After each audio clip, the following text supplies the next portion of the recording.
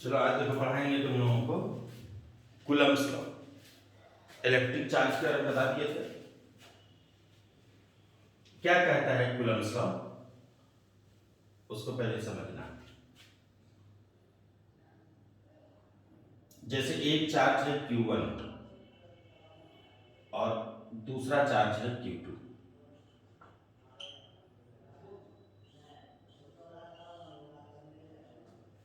सबसे पहला बात है ना कि ये जो चार्ज होगा ये पॉइंट चार्ज होगा। पॉइंट चार्ज मतलब, तो पहले समझना पॉइंट चार्ज किसको बोलते हैं। अच्छा, पॉइंट मतलब क्या होता है? पॉइंट मतलब होता है वॉल्यूम नहीं के बराबर हो, वॉल्यूम टेंड्स टू 0, इसी को बोलते हैं पॉइंट। जैसे एग्जांपल ये हो गया पॉइंट, है ना, एक छोटा सा देखिए। अब इसी से बना है पॉइंट चार्ज, तो इसका मतलब पक्का है पॉइंट तो हम जानते हैं किसको बोलते हैं। तो पॉइंट चार्ज इसका मतलब हो गया वैसा चार्ज जिसका वॉल्यूम नहीं के बराबर हो, है ना। तो चार्ज कुछ भी हो सकता है। चार्ज 10 कूलम हो जाए, 20 कूलम हो जाए, माइक्रो कूलम हो जाए, मिली कूलम हो जाए, नैनो कूलम हो जाए या मेगा कूलम हो जाए। चार्ज कुछ भी हो सकता है, छोटा बड़ा, चार्ज के बारे में नहीं बोल रहे हैं। लेकिन हम एक चीज जानते हैं, प्रीवियस क्लास में सीखे भी थे कि चार्ज हर समय किसी ना किसी सामान के पास होता है। जैसे इसको घसेंगे तो due to rubbing heat generate होगा और क्या होगा, इलेक्ट्रॉन का ट्रांसफर होगा। अगर मान लो इलेक्ट्रॉन निकला तो इस मार्कर के पास पॉजिटिव चार्ज आएगा, और अगर इलेक्ट्रॉन इसमें एंटर कर गया तो इस मार्कर के पास नेगेटिव चार्ज आएगा। लेकिन चार्ज होगा तो किसी ना किसी सामान के पास ही, है ना।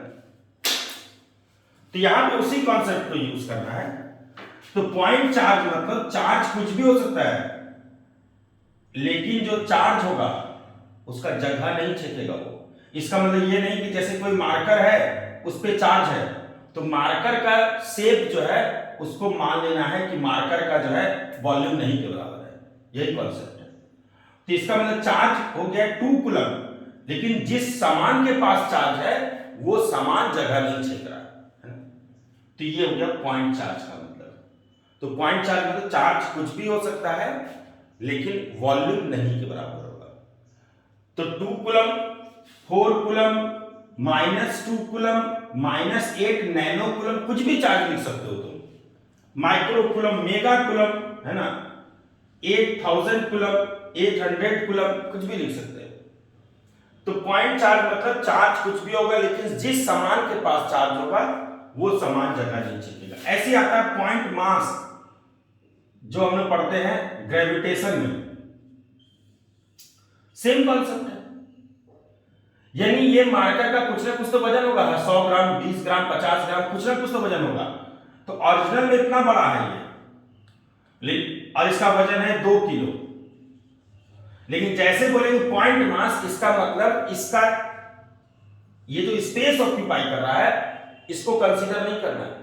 इसका मतलब ये हो गया, हम बना देंगे 2 किलोग्राम, तो ये हो गया पॉइंट मास। मतलब उसके स्पेस को कंसीडर नहीं करना है, पॉइंट मतलब वही हो गया, है ना। तो जहां भी पॉइंट लिखा रहेगा, पॉइंट चार्ज, पॉइंट मास, तो इसका मतलब कभी भी गलती से ये नहीं समझ लेना कि मास कम है, नहीं। मास कुछ भी हो सकता है, 2 किलो, 50 किलो, 20 किलो, कुछ भी हो सकता है। लेकिन हां, जिस सामान की बात कर रहे हैं, जिसका वजन है, वो वजन तो होगा लेकिन वो जगह नहीं छेदेगा, स्पेस नहीं ऑक्यूपाई करेगा। सिमिलरली पॉइंट चार्ज भी हो गया, है ना। तो चाहे कूलम्ब्स लॉ हो या न्यूटन्स लॉ ऑफ ग्रेविटेशन हो, क्योंकि दोनों मिलता जुलता चैप्टर है, दोनों एक ही टाइप का है ना। तो यहां पे कहता है कि अगर एक चार्ज Q1 है और दूसरा चार्ज Q2 है ना, तो कूलम्ब्स लॉ कहता है कि इन दोनों के बीच का जो इलेक्ट्रोस्टैटिक फोर्स है उसके मैग्नीट्यूड का बात करें। देखो ये मैग्नीट्यूड लिखिए, सिर्फ मैग्नीट्यूड। अब आते हैं एक और टर्म, अगर तुमसे पूछा जाएगा बता 2 कूलम और 4 कूलम में कौन बड़ा है, तो तुम तुरंत बोल दोगे 4 कूलम बड़ा है। लेकिन अगर तुमसे पूछ दिया बता 2 कूलम और -4 कूलम में कौन बड़ा है, तो अभी भी -4 कूलम ही बड़ा है, क्योंकि ये माइनस इस चीज को दर्शा रहा है कि इसमें इलेक्ट्रॉन एंटर कर रहा है, और ये +4 कूलम ये दर्शा रहा है कि उतना ही इलेक्ट्रॉन इससे निकल रहा है। जैसे हम एक एग्जांपल बताते हैं, अगर हम किसी को 100 रुपया दिए तो उसके पास 100 रुपया बढ़ गया, और अगर हमको कोई 100 रुपया दिया, यानी मेरे पास 100 रुपया अगर आया तो मेरे पास 100 रुपया बढ़ गया। तो आखिर एक्सचेंज तो 100 ही रुपया का हो रहा है, चाहे हम किसी को दे 100 रुपया या किसी से ले 100 रुपया, ट्रांसफर तो 100 का ही हो रहा है। तो यहां पर वही चीज है, अगर चाहे 4 कूलम हो जाए तो ये पक्का है कि 4 कूलम में जितना इलेक्ट्रॉन निकला होगा -4 कूलम में उतना ही इलेक्ट्रॉन एंटर किया होगा, है ना। तो अमाउंट सेम है। इसीलिए अगर कभी भी तुमसे पूछेगा बताओ ये माइनस साइन क्या चीज को दर्शा रहा है, तो तुम कभी भी ये मत बोलना कि माइनस डायरेक्शन को शो कर रहा है, क्योंकि चार्ज स्केलर होता है, और अगर चार्ज स्केलर होता है तो उसका ये आंसर तो कभी नहीं होगा कि माइनस डायरेक्शन है। तो यहां पर ये जो माइनस है ये इस चीज को बता रहा है कि ये इलेक्ट्रॉन एक्सेप्ट कर रहा है, ये प्लस साइन इस चीज को बता रहा है कि ये इलेक्ट्रॉन रिलीज कर रहा है, दे रहा है। तो मैक्सिमम टाइम अगर कोई स्केलर होता है और उस स्केलर के आगे अगर माइनस लगा रहता है तो उसका सिग्निफिकेंस कुछ ना कुछ अलग होता है ना। उसका एक आंसर जो होगा वो डायरेक्शनल आंसर नहीं होगा। जैसे फॉर एग्जांपल तुम केमिस्ट्री पढ़ा होगा कि इलेक्ट्रॉन को बाहर निकालने में जो एनर्जी लगता है वो -13.6 Z² है ना। तो यहां पर माइनस कौन सा आ गया, तो ये माइनस साइन इस चीज को बताता है कि इलेक्ट्रॉन जो है वो बाउंडेड है न्यूक्लियस से, इलेक्ट्रॉन बंधा हुआ है न्यूक्लियस से, इसलिए वो माइनस साइन आया। तो हमारा ये कहने का मतलब है कि कभी भी अगर किसी स्केलर के आगे अगर माइनस आता है तो वो उसका हर जगह अलग अलग मीनिंग होगा। जैसे चार्ज में अगर माइनस आया कभी क्या बताएं कि ये बताएगा कि ये इलेक्ट्रॉन एक्सेप्ट कर रहा है जबकि ये इलेक्ट्रॉन रिलीज कर रहा है। लेकिन अगर तुमसे पूछा जाए बताओ 4 कूलम और -4 कूलम में कौन बड़ा है और कौन छोटा है, तो दोनों बिल्कुल बराबर है। तो इसका सबसे अच्छा तरीका क्या है कि तुम माइनस देखो ही मत, तुम माइनस देखो ही मत, तुमको कंफ्यूजन कभी नहीं होगा, लाइफ टाइम कंफ्यूजन नहीं होगा। बोले बताओ 2 कूलम और 4 कूलम में, तुम तुरंत बता दिया 2 कूलम और -4 कूलम में। ये अगर बोले -2 कूलम और -4 कूलम में, तो माइनस देखना नहीं, माइनस हटा, माइनस बंद कर दिया तुरंत। -1 कूलम और -2 कूलम में कौन बड़ा है, तुम्हें पता है ये माइनस देखोगे तब दिक्कत होगा, माइनस नहीं देखोगे तो आंसर गलत होगा ही नहीं कभी, है ना। बोलेंगे बता दो 2 कूलम और -2 कूलम में कौन बड़ा है, तो इस बार बोलोगे दोनों बराबर है ना। तो ये चीज है। तो कौन सा चार्ज छोटा है कौन सा चार्ज बड़ा है ये उसके मैग्नीट्यूड के हिसाब से बताते हैं, और कूलम्स लॉ जो हम लोग पढ़ रहे हैं अभी एट प्रेजेंट वो उसके सिर्फ मैग्नीट्यूड का बात करेंगे, है ना। तो कहता है कि डायरेक्टली किसके होता है, प्रोडक्ट ऑफ द चार्ज। हम स्टेटमेंट बताएंगे या नोट्स दे ही देते हैं। According to Coulomb's law magnitude of electrostatic force are directly proportional to product of the charges. यानी ये कहा क्या, हम इसको ऐसे समझते हैं, कहता है कि अगर ये 2 कूलम है और ये 4 कूलम है, एक चार्ज है 2 कूलम एक चार्ज है 4 कूलम, इन दोनों के बीच का दूरी मान लो कुछ भी 2 सेंटीमीटर रखें।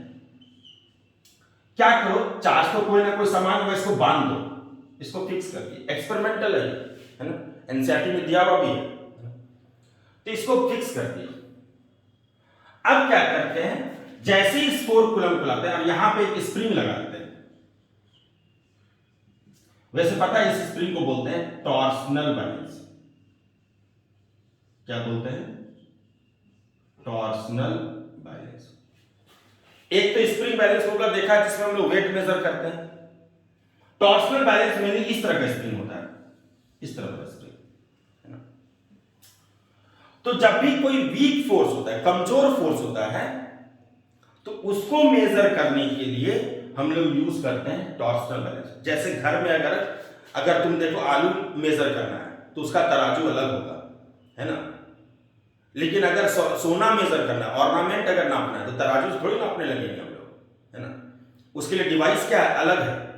तो हमको पता है कि जो बारीक है जिसके लिए एक एक ग्राम बहुत इंपॉर्टेंट है, एक एक चीज बहुत इंपॉर्टेंट है, और वहां पे फोर्स बहुत कम है, तो उसको मेजर करने के लिए डिवाइस चेंज करना होगा। नापेगा तो वो भी मास ही या वही चार्ज, तो यहाँ पे वही चीज देखना है। जैसे हम लोग सोना नापने के लिए अलग अलग डिवाइस नापते हैं, अब मान लो एटम नापना है, एटम तो और छोटा हो गया, मॉलिक्यूल और छोटा है। अब बोले ऑक्सीजन का वजन कितना है, कैसे नापेंगे हम लोग? तो एक तो उसके नापने के लिए एक डिवाइस होता है, मास स्पेक्ट्रोमीटर बोलते हैं उसको। तो मास स्पेक्ट्रोमीटर छोटा छोटा मास को नापता है, एटम का, मॉलिक्यूल का, है ना। जैसे छोटे चीज को देखने के लिए हम लोग इलेक्ट्रॉन माइक्रोस्कोप यूज करते हैं, वैसे बहुत छोटे से चीज को नापने के लिए हम लोग यूज करते हैं मास स्पेक्ट्रोमीटर, है ना। तो ऐसे बहुत छोटे से फोर्स को, यानी वीक फोर्स, छोटा फोर्स मतलब in the sense weak force, बहुत वीक फोर्स होगा, अगर कमजोर फोर्स होगा तो उसको नापने के लिए यूज करते हैं टॉर्सनल बैलेंस। तो अगर तुमसे पूछा जाए बताओ इलेक्ट्रोस्टैटिक फोर्स किससे मेजर करते हो, तो इलेक्ट्रोस्टैटिक फोर्स टॉर्सनल बैलेंस से मेजर करते हैं। ग्रेविटेशनल फोर्स, गुरुत्वाकर्षण बल जो होता है, वो भी किससे मेजर करते हैं, टॉर्सनल बैलेंस से मेजर करते हैं। तो वीक फोर्स मेजर किया जाता है टॉर्सनल बैलेंस से। फिलहाल ये 2 कूलम है और ये क्या है 4 कूलम, यहां बांध दिया, ये तो फिक्स है, तो क्या करें, ये उधर भागेगा। तो फोर्स आया मान लो नापे, हम एग्जांपल ले रहे हैं 20 न्यूटन। फिर कूलम्स ने क्या किया, ये 4 कूलम को इधर कर दिया और 2 कूलम को इधर कर दिया। देखा फोर्स में कोई परिवर्तन नहीं हो रहा है, एज इट इज वही फोर्स है। फिर क्या किया, इसके 4 कूलम और इसको 4 कूलम कर दिया, तो देखा क्या कि वैल्यू चेंज कर दिया। अब ये बढ़ करके हो गया 40। तो इसका मतलब यहां पे कंक्लूजन आया कि चार्ज, दोनों चार्ज को गुना करो, है ना। चार्ज बदलने से कुछ नहीं होगा, ये चार्ज इधर आ गया, ये जब तक कि दोनों का गुणनफल यानी दोनों का प्रोडक्ट, तो दोनों को मल्टीप्लाई करने के बाद जो रिजल्ट आ रहा वो नहीं बदलेगा, तब तक फोर्स नहीं बदल रहा था। तो इसलिए बोला गया कि फोर्स होता है ना, इन दोनों के बीच में जो भी रिपल्सन हो या अट्रैक्शन हो, है ना, इन दोनों को मल्टीप्लाई करो, उसके प्रोपोर्शनल होता है, ये चीज है। तो कूलम्स लॉ के अकॉर्डिंग ये हो गया। उसके बाद क्या क्या सेकेंड एक्सपेरिमेंट क्या किया गया कि चार्ज को इस बार नहीं बदला गया, चार्ज वही रखा गया। इस बार इस R को चेंज करते हैं, यानी ये अगर 2 कूलम है और ये 4 कूलम, इसको नहीं बदल रहे हैं, इस R को घटा बढ़ा है। नजदीक ले आए तो देखते हैं फोर्स बढ़ गया, दूर ले गए तो फोर्स देखते हैं कम हो गया। तो इस बार चार्ज को नहीं चेंज करके R को चेंज कर रहे, तो देखते हैं इनवर्सली किसके आता है, R स्क्वायर के आता है। तो कूलम्स लॉ के अकॉर्डिंग जो फोर्स होता है डायरेक्टली किसके होता है, Q1 Q2 के होता है, और इनवर्सली किसके होता है, R स्क्वायर के होता है। अब यहां पे एक प्रोपोर्शनलिटी कांस्टेंट क्या आएगा, K।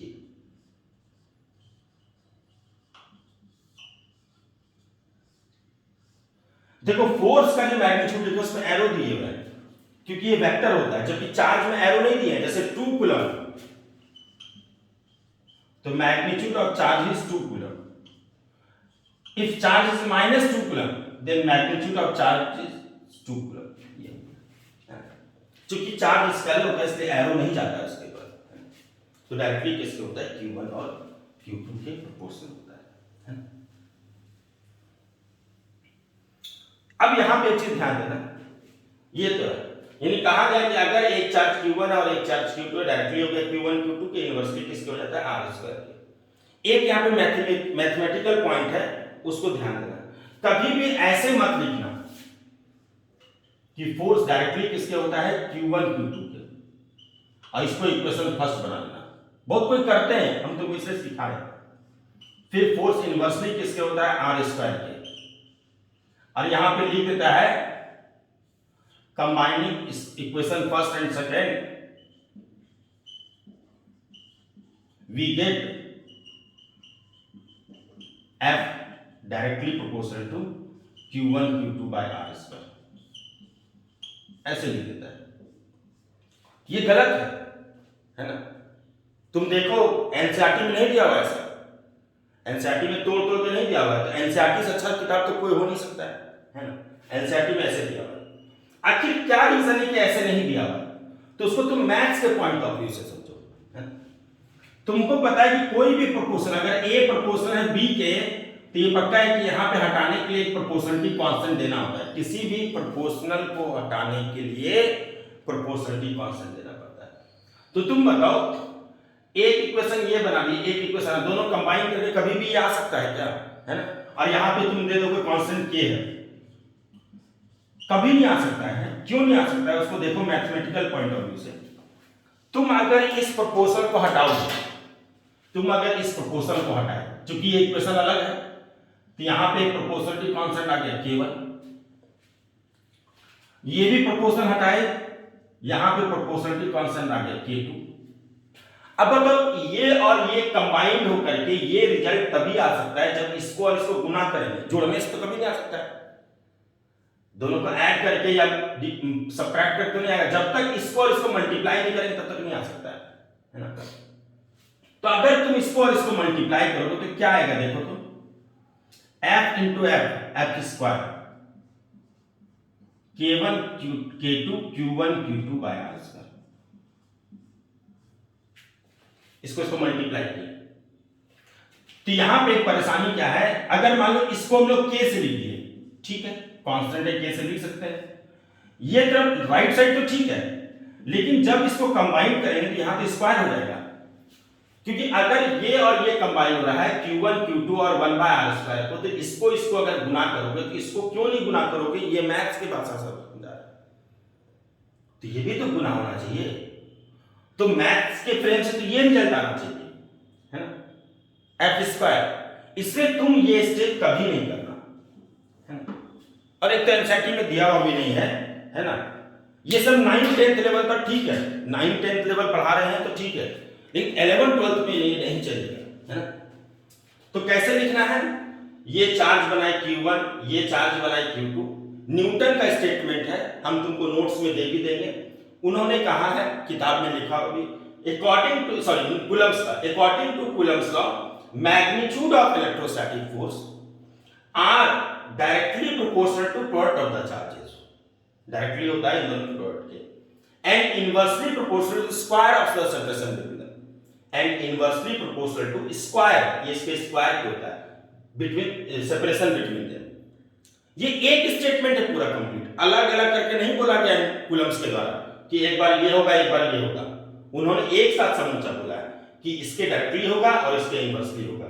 और यहां पे प्रोपोर्शनल हटाने के लिए देख लो तुम, प्रोपोर्शनलिटी कांस्टेंट डालो, इसलिए तुम एग्जामिनेशन में ऐसे ही लिखेगा, है ना, इस तरह से, ठीक।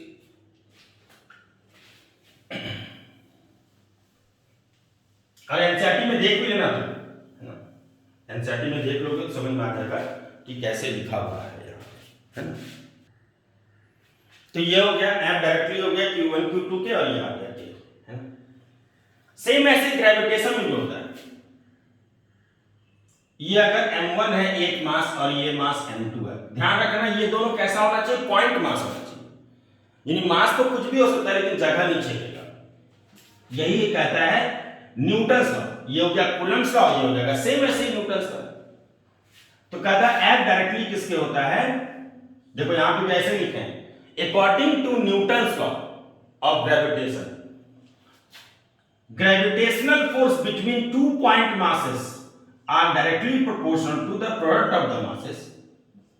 तो यहां पर ये मैग्नीट्यूड लिखने का जरूरत है नहीं, यहां पे क्यों नहीं लिखने का जरूरत है, क्योंकि मास कभी नेगेटिव नहीं हो सकता है, जबकि यहां पे लिखने की जरूरत पड़ता था हमको, है ना, इसलिए लिखते थे। तो डायरेक्टली किसके हो गया, product of the masses and inversely proportional to the square of separation between them, है। तो यहां पे प्रोपोर्शनलिटी कांस्टेंट फिर से आता है, और इस प्रोपोर्शनलिटी कांस्टेंट तुम खुद जानते हो क्या होता है,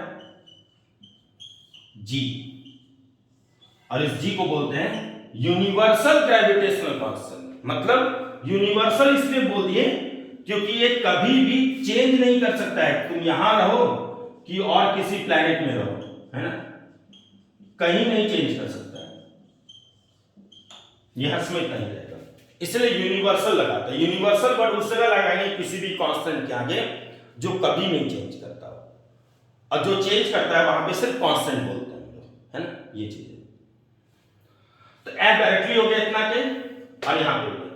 दोनों में एक अंतर है, इसमें हर्ष में अट्रैक्शन होगा, जबकि इसमें क्या होगा, रिपल्सन और अट्रैक्शन दोनों होगा।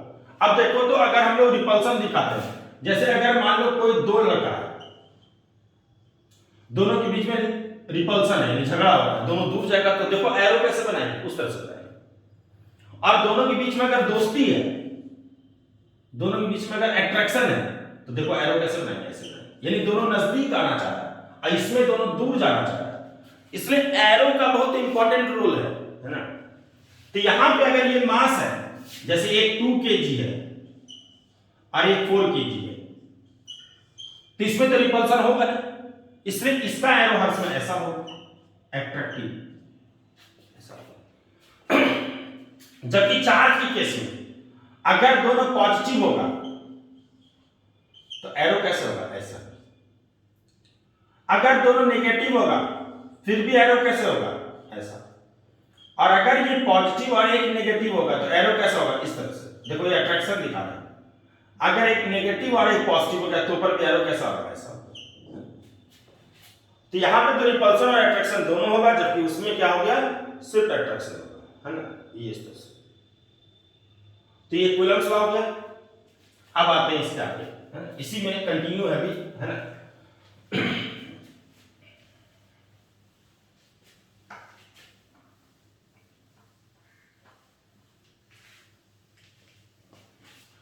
न्यूटन थर्ड लॉ को थोड़ा सा याद कर लेते हैं। न्यूटन थर्ड लॉ कहता है कि every action has an equal and opposite reaction, और बोथ एक्शन रिएक्शन पेयर, उसी में आगे कंटिन्यू है, are act on two different bodies.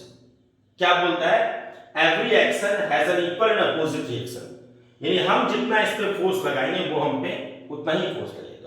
Action मतलब जो फोर्स लगा रहे हैं उसका रिजल्ट, एक तरह से रिजल्ट ऑफ फोर्स, है ना। तो जितना फोर्स हम लगाएंगे सेम टाइम में वो उतना ही फोर्स लगाएगा, लेकिन ये जब भी होगा दो अलग अलग बॉडी, जैसे मेरा एक हाथ हो गया, ये एक बॉडी हो गया, दूसरा ये हमारे वाइट बोर्ड हो गया, तो दोनों पे क्या होगा, इक्वल लगेगा लेकिन अपोजिट लगेगा। तो यहां पे क्या कहता है कि अगर एक चार्ज है Q1, मान लो 2 कूलम, और दूसरा चार्ज है 4 कूलम, तो ये तो पक्का है कि दोनों के बीच में रिपल्सन होगा, ठीक। अब इसको लिख रहे हैं A से, इसको लिख रहे हैं B से। अरे तुम बताना, अगर ये नहीं होता, ध्यान दो, अगर ये नहीं होता तो बताओ तो ये किधर जाता, तो तुम बोलोगे कहीं नहीं जाता। अगर कोई अकेला लड़का है, अकेले घर में रहते हैं, कोई नहीं है आसपास, तो कभी झगड़ा या दोस्ती हो सकता है क्या? झगड़ा या दोस्ती तभी होगा जब एक और कोई ना कोई होगा, तभी झगड़ा या दोस्ती हो सकता है। या तो झगड़ा है ना तो दोस्ती, एक कोई ना कोई तो होगा, लेकिन अकेले कभी नहीं हो सकता है। तो इसका मतलब अगर कोई चार्ज अकेले रखा हुआ है यहाँ पे 2 कूलम, तो कोई रिपल्सन कोई अट्रैक्शन नहीं। हाँ, जैसे ही इसके बगल में एक 4 कूलम को रख देंगे तो क्या होगा, रिपल्सन होगा। इसका मतलब ये कहता है कि यहां पर ये कहना चाहता है कि अगर ये अकेले होता, 2 कूलम अकेले होता तो फोर्स नहीं लगता, लेकिन जैसे ये 4 कूलम आ गया यानी B, तो इसमें फोर्स लगेगा। तो इसको लिखते हैं FAB। FAB का फुल फॉर्म हो गया फोर्स ऑन A, यानी A पर जो फोर्स लग रहा है वो B के कारण लग रहा है, ड्यू टू B। और अगर ये नहीं होता तो क्या ये इधर उधर करता, क्या 4 कूलम अकेले रहता तो कुछ करता, कुछ नहीं करता। लेकिन जैसे इसके बगल में ये आ जाएगा तो रिपल्सन होना स्टार्ट होगा। तो इसको लिखते हैं FBA, यानी B पर जो फोर्स लग रहा है वो A आने के कारण लग रहा है, A नहीं रहता तो नहीं लगता, है ना। तो इसको लिखते हैं FBA, यानी force on B due to A। ये और न्यूटन थर्ड लॉ,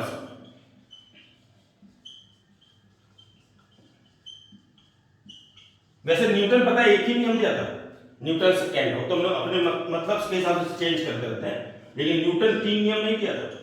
कहता है कि जितना AB फोर्स लगाएगा उतना ही क्या लगाएगा, BA भी लगाएगा, दोनों क्या होगा, equal in magnitude. Every action has an equal and opposite reaction and both action reaction pair are at 2 different body. कह रहा है जितना हम ताकत लगा रहे हैं उतना ही वो भी उस पे लगा, तो दोनों का मैग्नीट्यूड क्या होगा, बिल्कुल एक समान। लेकिन हाँ, दोनों का डायरेक्शन क्या होगा, यानी FAB का डायरेक्शन और FBA का डायरेक्शन क्या होगा, अपोजिट होगा। तो डायरेक्शन का सिंबल तुम जानते हो, वेक्टर में ऐसे लिखते हैं, ठीक, अपोजिट इस तरह से होगा। तो दोनों का मैग्नीट्यूड क्या हो गया, सेम, और दोनों का डायरेक्शन क्या हो जाएगा, उल्टा, है ना। तो जैसे अगर ये चार्ज है, ये 2 कूलम और ये क्या है 4 कूलम, दोनों के बीच का सेपरेशन है कुछ ना कुछ, तो दोनों के बीच में क्या होगा, रिपल्सन होगा, है ना। तो हम जानते हैं जितना FAB है ये वाला, उतना ही FBA भी है, ये और ये फोर्स तो बराबर है। अगर ये है 10 न्यूटन तो कहता है कि ये भी होगा 10 न्यूटन।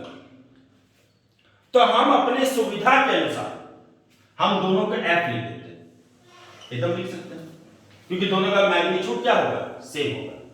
तो इसलिए 2 कूलम और 4 कूलम दिखाए तो फोर्स क्या लिख दिए, F लिख दिए। हाँ, ये चीज हो गया। और डायरेक्शन देख लो तुम, ये अगर माइनस एक्स एक्सिस में है तो ये किधर है, प्लस एक्स एक्सिस में, अपोजिट है कि नहीं। अगर एक 2 कूलम और -4 कूलम होता, एक 2 कूलम और दूसरा -4 कूलम होता,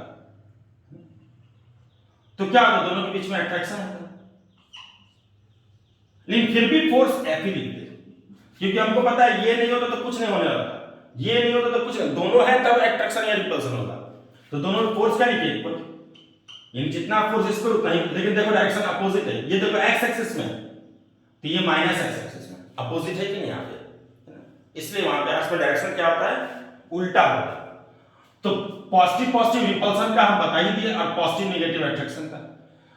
और मास में क्या होगा कि ये 2 kg है और ये 4 kg है, मास में तो माइनस कभी होगा नहीं, और यहां पे हर्ष में क्या होगा, अट्रैक्टिव ही होगा, रिपल्सिव कभी हो नहीं सकता। यहां पे हर्ष में क्या होगा, अट्रैक्टिव होगा, ठीक है, ये चीज। तो यहां पर हम लोग सीखे कि कूलम्ब्स लॉ में जो है जब भी होगा पॉइंट चार्ज होगा, है ना, और फोर्स क्या होगा, इक्वल होगा, लेकिन डायरेक्शन हर्ष में क्या होता है, अपोजिट होता है ना। और एरो देना बहुत ही इंपॉर्टेंट पार्ट है यहां पे, है ना, ये चीज है। तो एक चार्ज हो गया Q1, दूसरा चार्ज हो गया Q2। अब हम लोग क्या दिखाएंगे, इसको एरो दिखाते, देखो। तो दोनों क्या क्या दिया, सेम दिखा दिए, और दोनों के बीच का सेपरेशन कितना हो गया, R। तो क्या लिखेंगे, ऐसे लिखेंगे,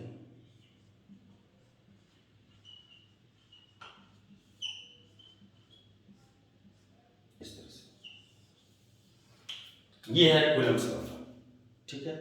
इस कांस्टेंट के बारे में पढ़ना है, इस कांस्टेंट के बारे में पढ़ना है। ये हो गया कूलम्ब्स लॉ, चाहे नेगेटिव ही क्यों ना रहे, यानी अगर एक Q1 है और दूसरा -Q2 भी रहेगा तो ऊपर भी कोई फर्क नहीं पड़ने वाला है, फोर्स अभी भी वही,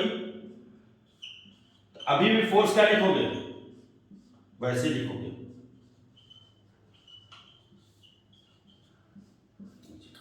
कोई फर्क नहीं पड़ेगा। ये चीज Q1 Q2 बाय R²। और हम क्या बोले, इसको किससे मेजर करते हैं, टॉर्सनल बैलेंस से, है ना। ये चीज इसको मेजर करने का तरीका हो गया, टॉर्सनल बैलेंस से मेजर करना, रहने देता है ना। कल हम लोग सीखेंगे K के बारे में।